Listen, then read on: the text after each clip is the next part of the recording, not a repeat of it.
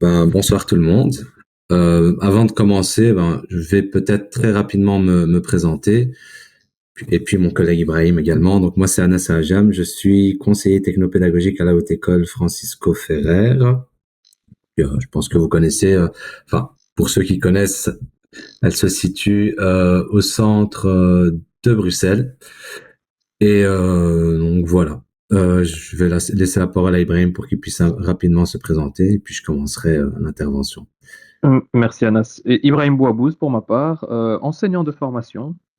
J'ai eu quelques petites casquettes diverses et variées tout au long de mon parcours. Directeur d'école encore l'an dernier, conseiller, coordinateur pédagogique, mordu d'IA. J'ai eu la chance de faire le NUMEFA, donc ce certificat universitaire en technopéda, qui nous a plongé, d'ailleurs avec Anas d'ailleurs, qui nous a plongé directement dans le vif du sujet de l'intelligence artificielle avec entre autres Bruno Delièvre de l'Université de Mons qui nous a beaucoup aidé et accompagné dans notre projet de formation. Voilà.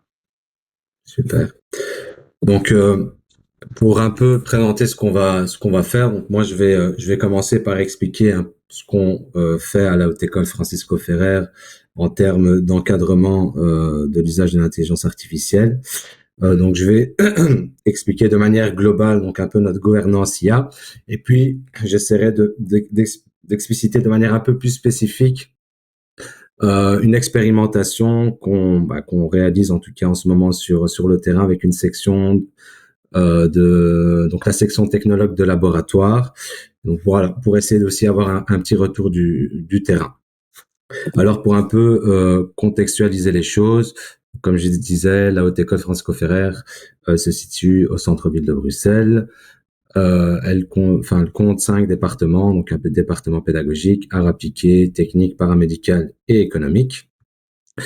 Et donc, avec l'avènement de l'intelligence artificielle en novembre 2022, donc ChatGPT en l'occurrence, comme toutes les autres institutions, on a dû essayer d'élaborer une charte qui permet le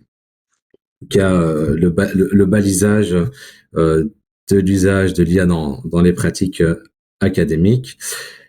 Et notre charte, en tout cas, on a essayé de faire vraiment au plus simple pour que tout le monde puisse bien cerner ce qui est attendu d'eux. Et donc, elle se structure en 3 axes. Le premier axe, la sensibilisation. Donc, par sensibilisation, donc essayer d'informer les étudiants, les enseignants et en tout cas toute la communauté ferraire. En tout cas, c'est quoi? On parle de quoi quand on entend intelligence artificielle? Quel est son historique, etc. Deuxième axe, la formation, donc pour les enseignants à travers des midis pédagogiques, des colloques, etc. Et pour les étudiants, vous le verrez par la suite dans leur cursus académique. Et enfin, le dernier axe, celui qui nous intéresse, en tout cas dans le cadre de cet atelier, c'est l'axe de la responsabilisation. Et donc par responsabilisation, en tout cas, on va essayer de développer une certaine intégrité intellectuelle, académique, aussi une transparence. Et pour cela, on a développé, donc en parallèle de notre charte, un guide de référencement IA. Alors, pour essayer de comprendre comment on a élaboré ce guide, je vais vous poser une petite série de questions. La première, c'est celle-ci. À votre avis, quel morceau de texte a été généré par l'IA? Donc, vous pouvez lire très rapidement, Et quelques secondes. je me permets, Anas, Oui. est-ce que tout le monde a la DIA sous les yeux? Les DIA ont changé entre-temps? Non, J'ai pas l'impression, Anas aussi. non. Je Non? pense que tes DIA n'ont Pardon. pas, depuis le début, c'est ça que je t'avais écrit, j'avais fait un petit message. Donc ça, c'était la Je vois maintenant. présentation donc, des départements. Je vais arrêter le partage et je vais essayer de. Euh, Merci, Anas. je vais partager directement la fenêtre, ça va être plus simple. Hop.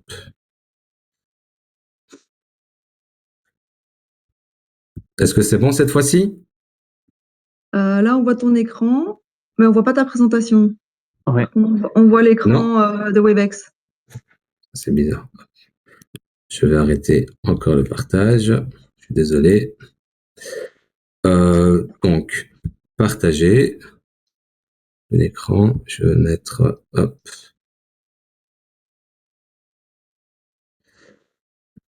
Donc, si je partage ma fenêtre, enfin mon écran, normalement ça doit fonctionner. Hop. Normalement. Donc je partage. Donc là, Voilà, là, c'est bon. là c'est bon. Ouais. Donc Ah, si je change, c'est Voilà, là, bon. c'est bon, ça c'est bouge, bon, Très ouais. bien. c'est parfait, super. Donc je recommence très brièvement. Donc on a donc concernant notre charte IA développé 3 axes: la sensibilisation, la formation et la responsabilisation. Et dans la responsabilisation, on a en tout cas en parallèle développé un guide de référencement. Et donc je vous posais déjà une première question. À votre avis, quel morceau de texte a été généré par l'IA?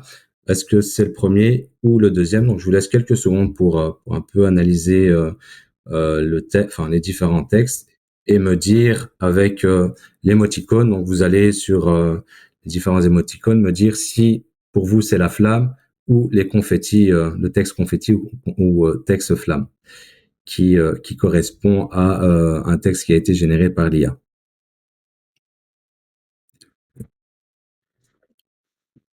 Donc, si vous pensez que c'est le premier, vous pouvez aller dans les émoticônes et lancer l'effet confetti, enfin l'effet flamme. Ou si vous pensez que c'est le second, vous pouvez même chose, lancer l'effet confetti.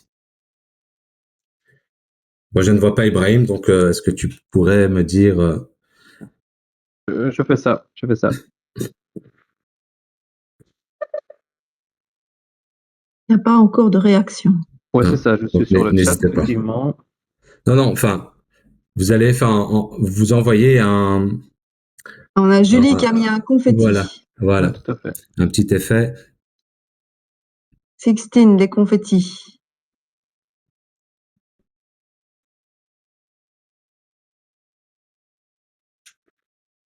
Fabienne, des confettis aussi. Principalement sur des confettis, hein. Ouais. Super, top. Donc effectivement, le second texte a été généré par l'IA, donc bravo à vous. Hop, je complexifie un peu le jeu. À votre avis, quelle image a été générée par l'IA? Est-ce que c'est l'image flamme ou l'image confetti?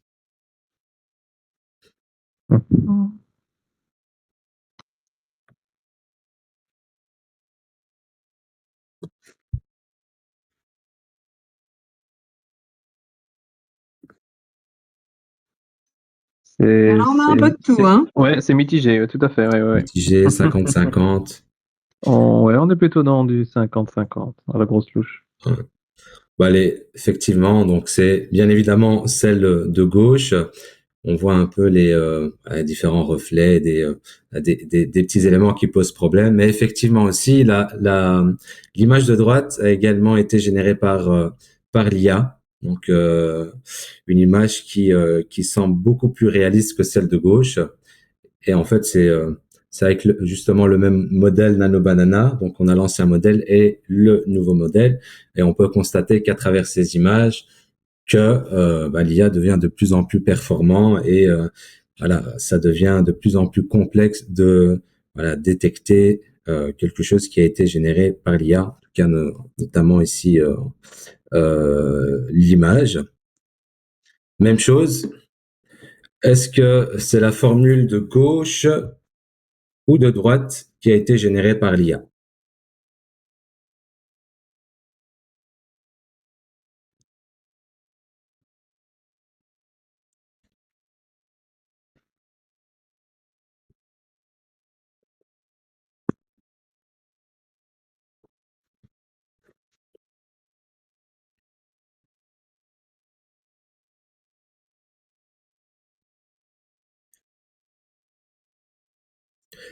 Constatez que l'écriture, les deux écritures sont assez similaires. Alors, est-ce qu'il y a des réactions? Je suis désolée, j'ai zoomé pour regarder. Mais je pense aussi que c'est un peu mitigé. C'est un peu du 50-50.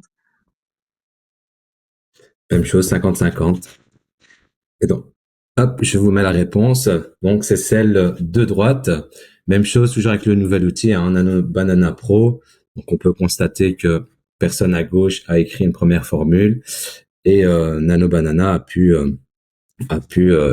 développer cette formule en essayant de respecter le même style d'écriture, etc. Donc, on voit que l'outil et devient en tout cas de plus en plus performant et de plus en plus compliqué à déceler.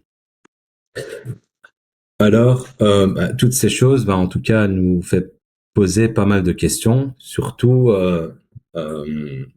par rapport à l'étudiant qui va justement essayer de rédiger un travail ou un devoir ou autre à la maison.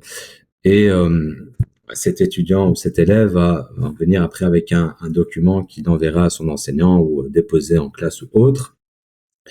Et lorsqu'on lui demande de réaliser un document, il a toute une série de réflexes qui vont s'enclencher. Peut-être des réflexes classiques, c'est-à-dire qu'il va aller analyser un peu à gauche, à droite, des ressources sur le sujet, des articles scientifiques ou autres. Un réflexe numérique non IA, donc par exemple, il va aller sur Wikipédia ou autre, Google, même si Google maintenant intègre un peu de l'IA.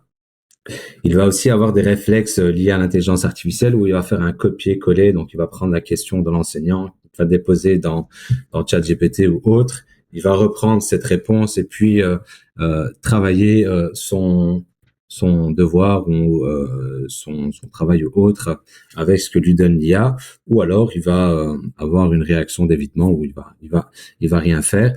Et ce qui pose problème, c'est cet aspect invisible que l'étudiant réalise chez lui.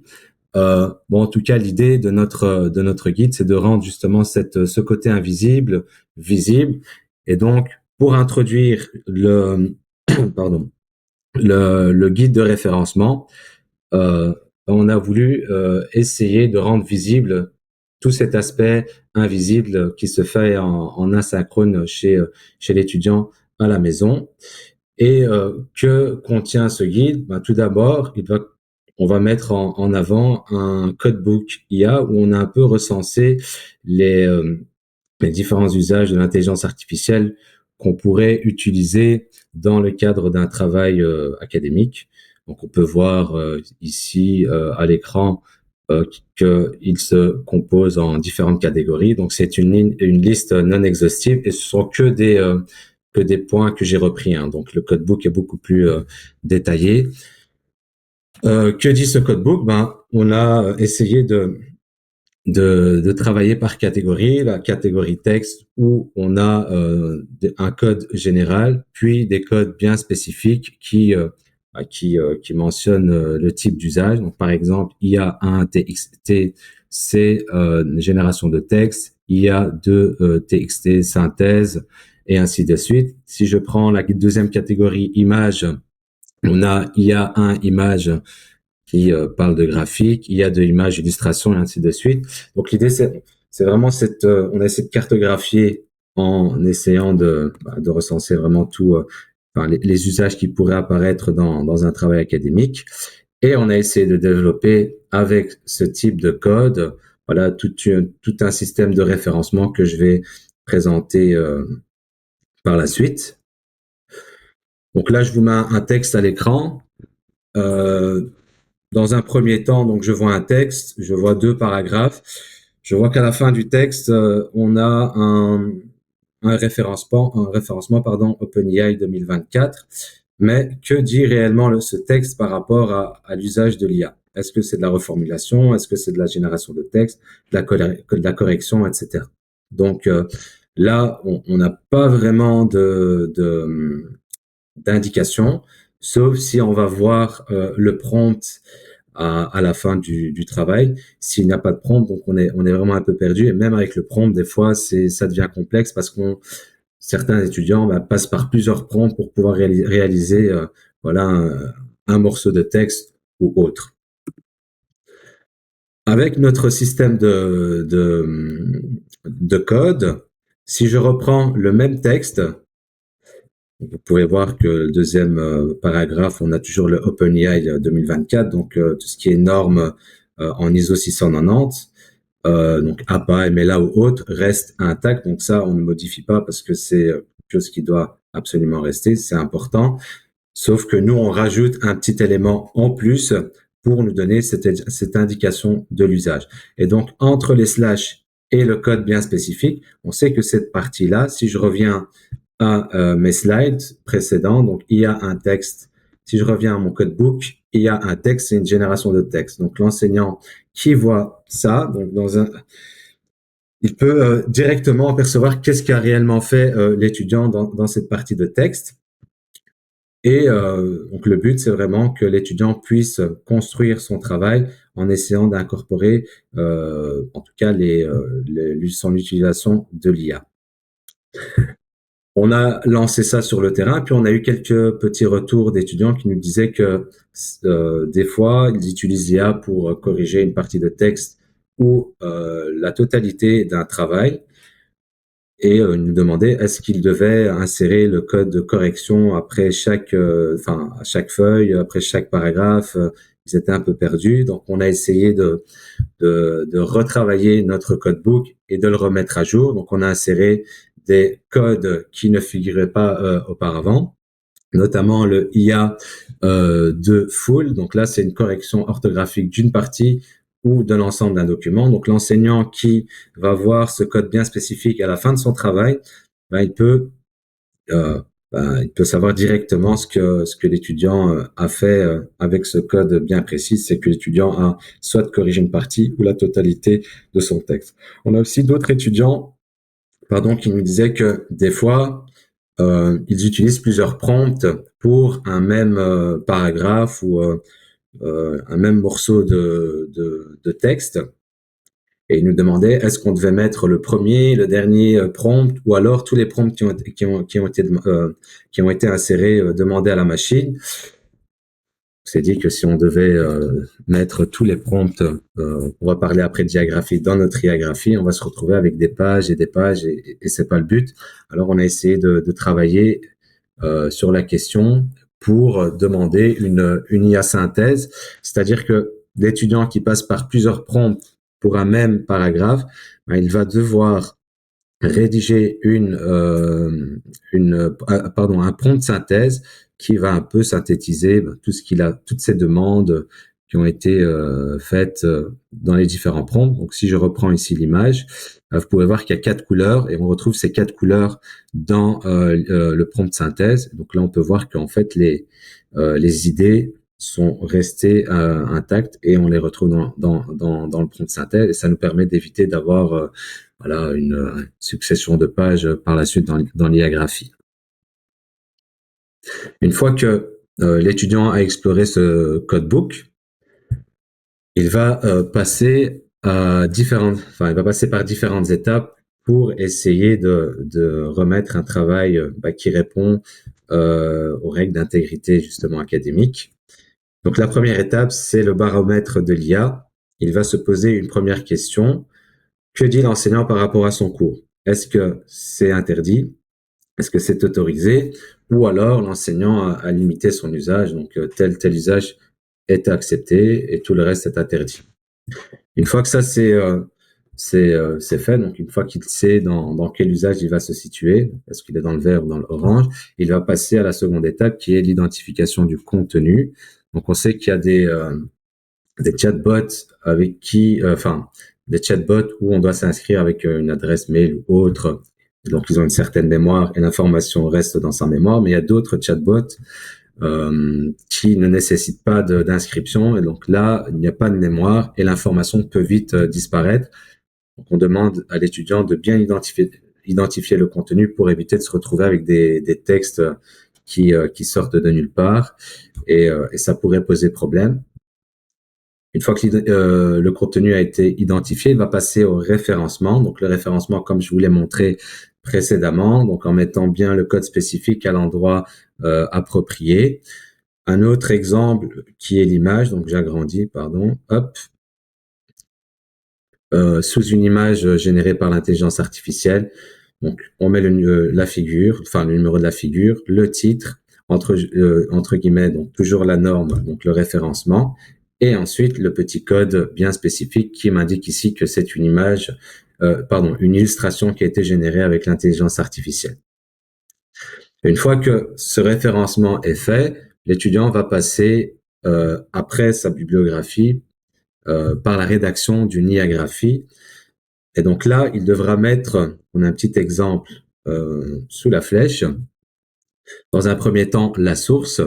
Ici, en l'occurrence, on a Anthropic 2024, la version, etc. Et tous les codes qui ont été utilisés par rapport à cet outil-là en question. Donc, s'il y a uniquement un code qui a été utilisé pour cet outil, il devra mettre uniquement le code, plus le numéro de la page et le prompt qui a été demandé. Si c'est un prompt classique, normal, donc un prompt. Par contre, s'il est passé par plusieurs prompts, il devra mettre le prompt synthèse. Et donc là, l'enseignant pourra jongler entre le travail, en tout cas la partie théorique ou autre, et l'IA-graphie pour voir si tous les éléments correspondent, etc. Et le fait de mettre des pages, ça permet d'aller beaucoup plus vite et de retrouver directement la page et le code approprié. Et donc l'enseignant pourra exactement savoir ce qu'a réellement fait l'étudiant dans son travail. Donc là, j'ai perdu ma page. Je reviens. Hop. Donc, je vous repose en tout cas la même question. À votre avis, quel texte a été généré par l'intelligence artificielle? Est-ce que c'est le premier ou le second? Même chose avec le système d'émoticônes. Est-ce que c'est la flamme ou les confettis? Moi, je ne vois pas, donc si vous savez me dire.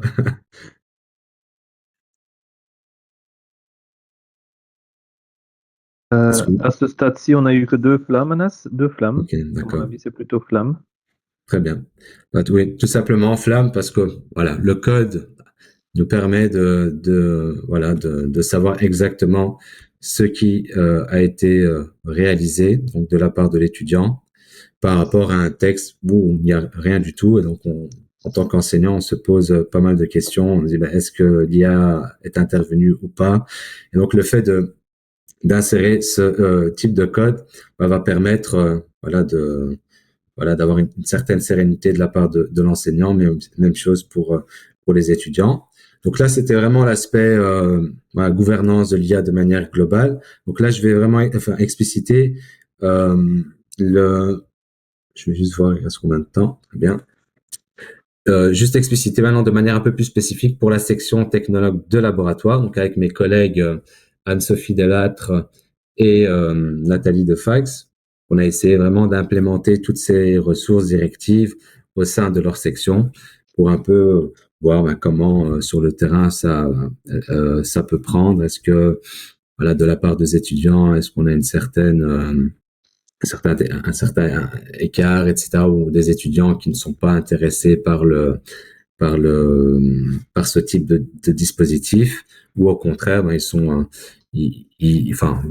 pas dire ils jouent le jeu, mais est-ce qu'ils adhèrent à cela, ou on rencontre des petites difficultés ou pas? Voilà, on se posait une série de questions. Et donc, je vais d'abord expliciter l'ancienne approche, puis essayer d'avancer vers l'approche actuelle. Donc, comme je le mentionnais, en novembre 2022, apparition de ChatGPT, donc dans le milieu académique, il y avait pas mal de questions qui se posaient. Est-ce qu'on devait l'interdire? Est-ce qu'on devait l'autoriser? Si on devait l'autoriser, comment le contrôler? Donc, dans la section TLM, on a fait le choix de ne pas l'interdire, donc de l'autoriser, mais avec bien évidemment un certain encadrement et une transparence qui sont pour nous primordiales. Et donc la première approche, c'était tout simplement de sensibiliser justement les étudiants de troisième bachelier au plagiat, de former aussi les autres années donc au référencement, donc en Normapa. On a développé donc il y a déjà un premier site Infoplac, c'est un site que je pense toutes les autres écoles et universités ont à disposition. Qui justement met en avant les règles d'intégrité académique, etc. Donc, on a vraiment misé sur la sensibilisation. On demandait également de signer un engagement sur l'honneur. Donc, c'était une déclaration de l'utilisation d'IA. Donc, il y a certains chercheurs qui mentionnent que le fait de signer un engagement sur l'honneur, ben, ça va déjà permettre de déclencher un comportement éthique, parce que l'étudiant a signé et dans sa tête, ben, il se dit que voilà, vu que j'ai signé, je dois quand même faire attention parce que je ne pourrais pas dire que voilà, je ne l'ai pas utilisé ou quoi que ce soit. Donc voilà, c'est un premier élément qui va pousser justement à cette intégrité. Et en fait, enfin le dernier point qui est compilation, donc le détecteur de similitude. Donc, déjà, donc il y a quelques années, bon, il détectait uniquement les travaux qui étaient similaires. Ils n'avaient pas encore leur outil IA qui est Magister Plus, qui s'est développé par la suite, mais on peut voir que malheureusement les études montrent qu'il y a un souci au niveau de la fiabilité et que les détecteurs malheureusement ne permettent pas de détecter l'usage de l'IA et créer des faux positifs, des faux négatifs, et ça peut poser énormément de problèmes. Ça, c'était pour notre ancienne approche. Puis, avec les retours du terrain, etc., on a développé une nouvelle approche qui est beaucoup plus complète. Notamment, donc, on a rajouté une sensibilisation et une formation à l'IA. Donc, les étudiants, dans leur cursus, donc pour les technologues de laboratoire, dans leur cursus académique, donc en première année, ils ont, dans le cadre du cours de français, déjà une première approche de l'IA où ils vont travailler le prompt, etc. C'est quoi un prompt? En deuxième année, dans le cadre du cours de déontologie, même chose. Donc, on va parler vraiment d'intégrité intellectuelle, académique, les dérives de l'IA, etc. Les faits qu'on pourrait retrouver dans l'IA, les différents biais, pour vraiment les sensibiliser et les former à cela. Et en dernière année, donc c'est plutôt méthodologique, mais comment on va chercher justement l'information avec l'IA. Est-ce que l'article, est-ce qu'il existe ou pas, etc. Donc, et on va aussi mettre en troisième année l'accent sur le codebook et la charte IA, avec évidemment un code de référencement comme je l'ai explicité auparavant. Un élément qui se rajoute également, c'est la fiche d'engagement pédagogique. Donc, tout cela est mentionné dans la fiche d'engagement pédagogique qui normalement doit figurer donc sur le site de l'école en début d'année, donc avant le commencement de l'année académique. Même chose, toutes ces informations sont insérées dans les valves, en tout cas chez nous à la haute école. Donc le but c'est vraiment de communiquer à travers les différents canaux de communication pour que les étudiants puissent être au courant des nouvelles directives et de ce qui se fait au sein de leur section. Donc, toujours concernant l'approche actuelle, les enseignants, en tout cas dans la section TLM, puisqu'on a vu que les étudiants étaient preneurs justement, ils se sont réunis et ils ont commencé à débattre sur quels sont les usages autorisés, etc., dans le cadre de chaque cours, pour déjà, dans un premier temps, réfléchir sur leur évaluation, sur la façon dont se déroule le cours et l'enseignement, donc le dispositif d'apprentissage. Est-ce qu'il est en cohérence avec ce qu'il se passe actuellement ou au contraire, il doit être amélioré. Donc ça a permis pas mal de choses et ça a permis aussi d'avoir un dispositif assez dynamique et ça aboutit à ce tableau-ci où les différents enseignants par année de bachelier, pour chaque cours, ils ont essayé de statuer, quel usage a été autorisé, interdit, en reprenant le codebook avec tous les usages. Et donc le blanc, n'a pas de c'est pas lié, donc dans le cours c'est pas non usage. Enfin, j'ai plus le terme exact qui a été mentionné, mais je pense que c'est non usage. Et donc pour chaque bloc, l'étudiant peut savoir pour le cours qu'est-ce qu'il peut réellement faire, qu'est-ce qu'il ne peut pas faire. Même chose pour le bloc 2 et pour l'année diplômante. Et donc ça permet dans un premier temps pour l'étudiant d'être plus informé, être plus serein parce qu'il sait vers où en tout cas, il peut en tout cas aller, qu'est-ce qui est demandé dans le cadre du cours.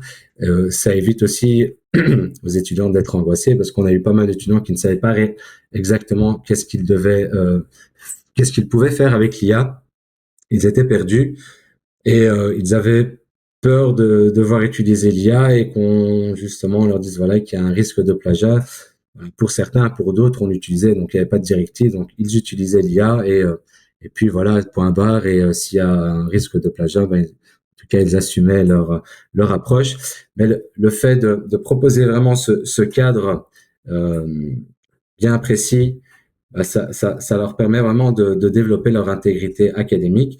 Et en début d'année, ben, ils savent exactement ce qu'ils peuvent réaliser et ça permet aussi d'éviter toute dérive. Et vu que toutes ces choses sont développées au sein de leur section dans les valves, dans les fiches UE, ils sont censés respecter les directives. Et s'ils ne respectent pas ces directives, ben, il y a une non-conformité par rapport à l'intégrité académique. Et donc, ça peut poser problème par la suite et créer justement un plagiat.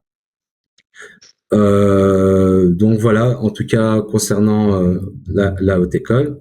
Puis avec Ibrahim, on a poussé la réflexion un peu plus loin et on s'est dit pourquoi pas développer la chose dans l'enseignement secondaire parce que on fait tous les deux partie de l'enseignement, enfin du pouvoir organisateur de la ville de Bruxelles et généralement les étudiants des écoles secondaires de la ville de Bruxelles par la suite, donc en supérieur, se dirige vers justement un de nos départements. Et donc l'idée, c'était vraiment de développer cette continuité pédagogique au niveau de cette intégrité. Et donc je laisse la parole maintenant à Ibrahim qui va un peu plus expliciter ce qui se fait, en tout cas, quelle initiative est mise en avant dans l'enseignement secondaire. Merci Anas. Je reprends la main sur l'écran ou tu laisses Est-ce que tu veux projeter? Ouais, je pense que c'est peut-être plus simple. Ok, je vais arrêter le partage. Voilà. Partage. Ici, clac. Est-ce qu'on voit bien mon écran? Oui, Et c'est assez grand, c'est assez clair? oui, ça va. Ou c'est pas en diapo? Je sais pas si c'est en diapo. Non, il n'est pas en diapo, mais ça va. Si je peux pas le mettre en plus grand. Hop. Ça m'embête un peu. Bon, voilà. Merci Anas en tout cas pour ton intervention. Et effectivement, comme l'a souligné Anas à l'instant, contrairement à notre titre, au titre de notre intervention qui était encadrer l'IA de l'école secondaire à l'école supérieure, on a fait ici un peu l'inverse parce que ça s'est créé, ça s'est co-construit comme ça. Donc l'idée, la réflexion s'est faite au départ en haute école et plus particulièrement ici dans les départements de la haute école Francisco Ferrer.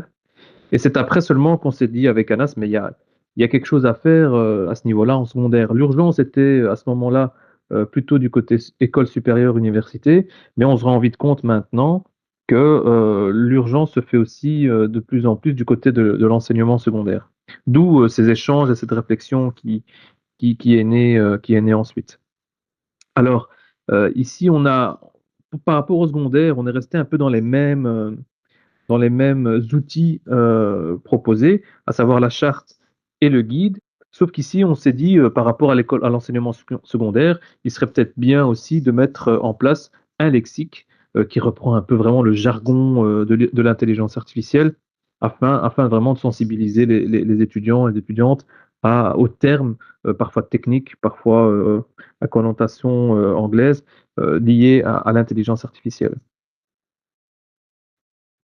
Je vais faire comme ça va être plus simple. Et donc, je reprends un peu la charte. Donc, la charte, là, Anas l'a évoquée, et je vais peut-être un peu plus rentrer dans les détails, qui reprend trois piliers essentiels, à savoir la sensibilisation.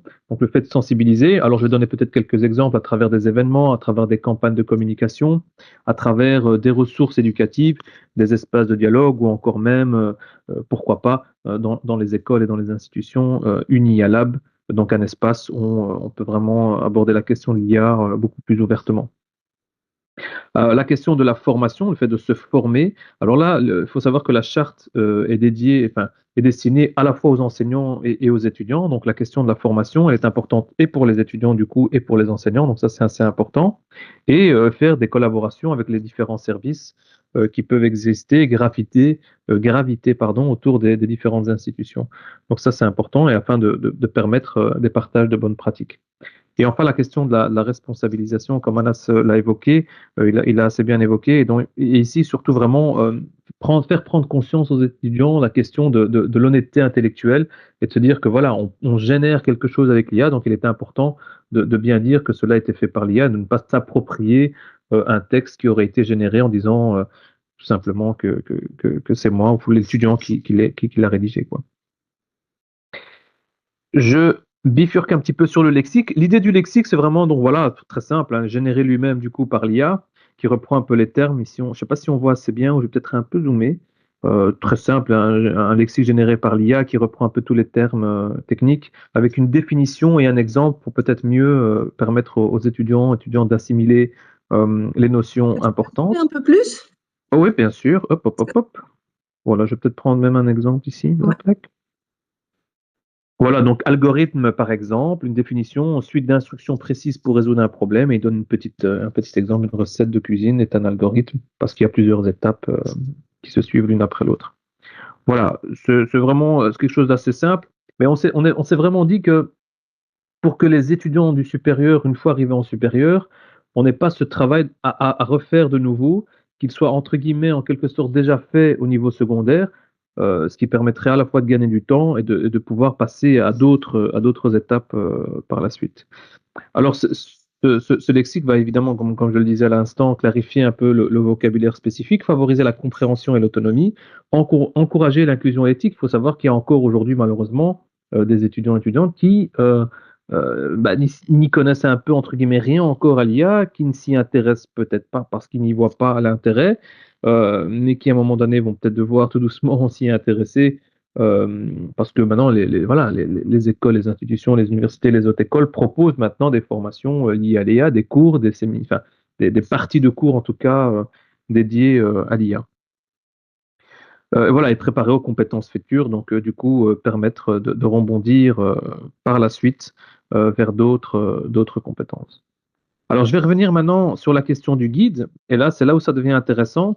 Alors, évidemment, l'idée au niveau inférieur, au niveau secondaire inférieur, en première, deuxième en tout cas, et là, je vais zoomer ici sur la première partie, ce serait de ne pas donner un codebook tel que l'a exposé Anas en supérieur, en tout cas pas immédiatement. L'idée, c'est de partir sur quelque chose d'assez simple, une espèce de picto, euh, qui permettrait justement de référencer l'usage que l'étudiant aurait fait de l'IA. Il devrait ici tout simplement cocher un petit peu. Et donc ici, le premier, donc on a le texte, les images, les vidéos, le son, les graphiques. Et alors, ici, il a utilisé une IA pour générer des tableurs, par exemple. Ici, donc, très simple. Voilà, il a généré une image avec l'IA. Hop, il coche la petite case dédiée, liée à l'image. Donc, on est vraiment ici dans une approche où il va, en toute honnêteté intellectuelle, bien évidemment, se dire, voilà, dans cette page-ci, je n'ai utilisé l'IA que pour l'image. Paf, il a coché. Si c'était les deux, ben forcément, il coche le texte, par exemple, s'il a utilisé le texte, et l'image, s'il a utilisé une image. Alors, en 3-4, on va être un peu plus précis. Alors, je tiens à signaler ici que le procédé ici, le processus n'a pas encore été mis en place. Donc, vous êtes vraiment dans une exclusivité. L'idée, c'est vraiment on est vraiment en pleine réflexion de se dire comment est-ce qu'on va implémenter un peu cette réflexion en secondaire. Et c'est l'idée, la proposition qui est occupée à émerger actuellement, en tout cas, avec Anas, la Haute École et la ville de Bruxelles plus largement. Donc, pour en venir ici en 3-4, ici, on va être un peu plus précis. Donc, ici, si l'étudiant a coché la case texte, donc il a généré du texte dans le cadre de son travail, ben, il va être un peu plus précis. Est-ce que c'est tout simplement généré? Est-ce que c'est de la correction qu'il a voulu faire? Est-ce que c'est de la reformulation? Est-ce que c'est de la traduction? Et donc, s'il a utilisé, par exemple, donc il a forcément généré son texte, plus il a fait de la reformulation, il coche également la reformulation. Il y a d'autres petites annotations pour les autres types d'outils d'IA qu'on n'a pas repris ici, mais c'est surtout pour donner l'exemple et faire comprendre un peu vers quoi on essaye d'aller. Ici, on a un autre exemple avec le tableur. Est-ce qu'il a tout simplement généré un tableau ou des données qu'il a aussi extraites via l'outil d'IA. Donc, ici, vraiment, c'est se dire, on est en 3-4, en première, deuxième, voilà ce qui avait été demandé. En 3-4, on pousse un peu le curseur un peu plus loin, pour tout doucement arriver en cinquième, sixième, avec une représentation qui devient très, très similaire, très proche de celle du supérieur. Donc là, c'est vraiment tout doucement les préparer, alors évidemment avec une version plus améliorée, une version plus light, euh, mais on commence tout doucement à se dire, voilà, on va faire un peu dans la même idée de référencement que Canas a exposé en supérieur, tout doucement faire ce type de référencement en secondaire et en cinquième, sixième, pour tout doucement, après, une fois en supérieur, on va se dire, voilà, on connaît, c'est du vécu, c'est du déjà vu, on sait que ça existe, on sait comment ça fonctionne, on peut tout de suite y aller. Il n'y a pas ce travail à refaire, à devoir refaire au niveau d'explication, de fonctionnement, de processus, etc. Voilà, en Je tout me cas, permets de t'interrompre deux petites secondes. Il vous reste 10 minutes. mais c'est super parce que Ouais. c'était justement ce qui nous manquait encore, c'est ce qui nous reste. Justement, on voulait un peu, donc, comme je vous disais, c'était un peu une exclusivité ce qu'on vous a présenté, en tout cas pour la partie secondaire, pas pour la partie supérieure parce qu'elle est déjà mise en place, comme l'a dit Anas à la haute école, et c'est quelque chose qui tourne bien et il y a déjà eu des phases et des réflexions et des améliorations du processus. En secondaire, pas encore. L'idée, c'est vraiment tout doucement de nous-mêmes, en fait, il est prévu que nous le présentions à la hiérarchie, justement, pour peut-être réflexion et puis ensuite, nous l'espérons, validation. Donc, c'est vraiment quelque chose, un peu une exclusivité qu'on est en train de vous montrer. Et donc, c'est pour ça, ici, dont l'idée de co-construire ensemble. Il y a un petit scan qui vous mène à un digipad pour peut-être donner des pistes d'amélioration, de réflexion, vous pouvez les noter. Et alors, si l'une ou l'autre personne souhaite prendre peut-être Anas vient de partager d'ailleurs le lien du Digipad dans la discussion.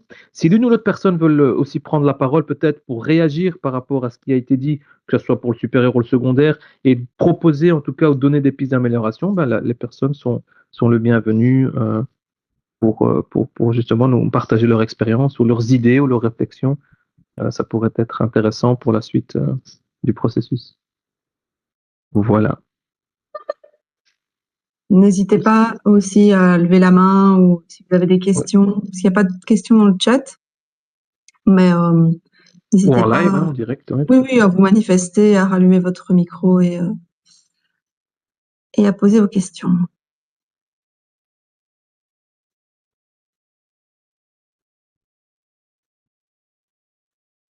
Il n'y a pas l'air d'avoir de questions. Ou alors tout le monde est sur le Digipad occupé. Peut-être. Peut-être. En tout cas, c'est très intéressant et je trouve que ça facilite aussi l'encadrement de l'utilisation de l'IA. Enfin, moi, je trouve que c'est vraiment c'est un beau projet. Donc, j'espère que que ce sera validé par votre hiérarchie et qu'on pourra aussi peut-être, pourquoi pas, le diffuser dans nos écoles. En tout cas, pour la Haute École Francisco Ferrer, on est en ce moment en phase d'expérimentation. Donc là, on est en train vraiment de voir un peu sur le terrain comment. En fait, on a déjà il y a déjà un retour du terrain, mais donc le guide de référencement a été lancé l'année dernière au mois de novembre, et donc il a été utilisé par les collègues en question qu'à partir de janvier. Donc on a une demi-année de recul, mais cette fois-ci on a relancé dès la rentrée académique, donc dès septembre, vraiment avec le dispositif complet. Et là on va essayer de récolter un peu ce qui se fait en termes de référencement, etc., de la part des étudiants. Et donc, on aura ce recul d'un an et de voir s'il y a une différence ou pas entre l'année dernière et cette année-ci et des éventuelles mises à jour. Et donc, on a, comme je disais, que c'est vraiment un dispositif dynamique parce que l'IA, elle évolue de jour en jour. Et le but, c'est vraiment de revoir ces différents tableaux avec les différents usages pour les enseignants chaque année, parce que voilà, chaque année on a des nouveaux outils, et donc l'idée c'est vraiment de retravailler ce tableau chaque année et essayer d'améliorer le dispositif d'année en année. Et donc on a déjà des améliorations pour déjà l'année prochaine. Donc voilà. J'en profite, Anas, pour partager la dernière DIA. Donc, pour celles et ceux qui veulent peut-être pousser la réflexion un peu plus loin, vous trouverez la charte et le guide de référencement qu'Anas a présenté à l'école supérieure directement sur le site de la haute école qu'Anas vient de partager dans le chat également. Donc voilà, comme ça, si vous voulez pousser la réflexion un peu plus loin, et peut-être voilà, pour les curieux, curieuses, ça peut être intéressant aussi. Je ne sais pas si on a eu des réactions sur le digipad, oui ou non, peut-être. Personne pour partager peut-être une expérience, un petit mot de Non, pas encore. partage. Non, pas encore. Non. Bon, ben, merci à vous. Je pense que voilà, il n'y a pas de réaction, mais un tout grand merci. Et ben, voilà, j'espère que votre expérimentation se passera bien et qu'on en reparlera peut-être l'année prochaine. Avec plaisir. En tout cas, merci à vous pour l'invitation et à un de ces quatre, à l'année prochaine. On s'est rejoint des autres salons, je présume. Oui, alors en bas à droite, vous avez un bouton Ouais. quitter la session. Et donc, je vous invite à rester pour Margarida Romero qui va intervenir d'ici une dizaine de minutes. Merci beaucoup. Parfait. Merci. Merci à vous. Belle soirée. Bonne soirée.